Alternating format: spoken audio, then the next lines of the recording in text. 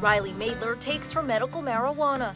I take it 4 times a day, one in the morning, and then during lunch, and then during dinner, and then at night before I go to bed. The 13-year-old from Delaware says cannabis oil has helped treat the tumor that was eating away at her bones. In 2nd grade, my face started to grow and it was getting bigger. My mom decided to take me to the hospital. The news from the doctor was grim. Rylie, who was 7 at the time, was diagnosed with aggressive giant cell granuloma. Only a handful of people in the world have the disease. I was just so uncomfortable because, seeing my face in the mirror and it's all big, and it made me really sad and stuff.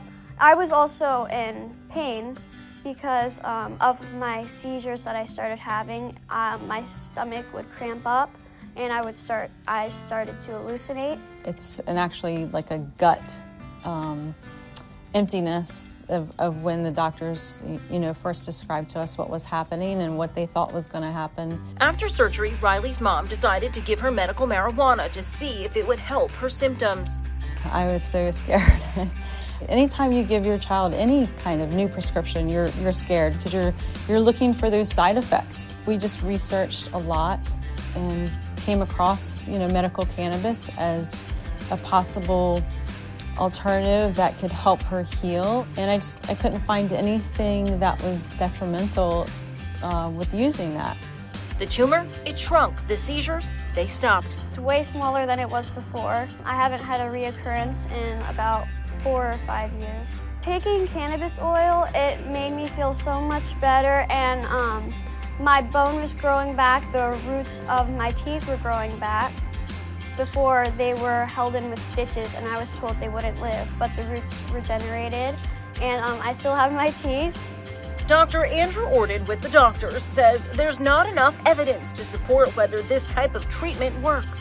The key is, if you're thinking about trying it, you need to see a pediatrician who specializes in using marijuana and especially in dosing marijuana CBD oil for your kid. Before I took cannabis, my brain was normal, and then after I took cannabis, all of these years, my brain was the same and it didn't harm anything. Rylie's now made it her mission to help other sick kids get the medicine they need. Speaking in front of legislature, she's already pushed to pass 3 laws in Delaware. One makes it legal for kids in the state to be administered medical marijuana. Another lets children take it at school.